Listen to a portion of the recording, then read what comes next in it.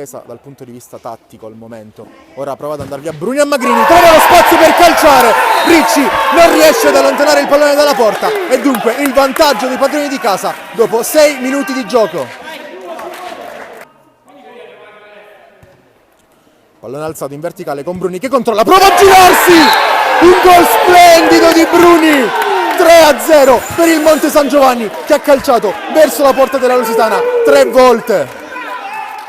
Velocità nella metà campo avversaria, fermato, serie di contrasti a centrocampo, tutto regolare, ancora Monte San Giovanni nell'area di rigore avversaria e trova la tripletta. Bruni, avvio di gara scioccante, 4-0. Di Luozzo avanza nella metà campo avversaria, gioca con Giberti che sbaglia il controllo, poi il rimpallo stava per far arrivare il pallone in rete ma è terminato alto sopra la traversa.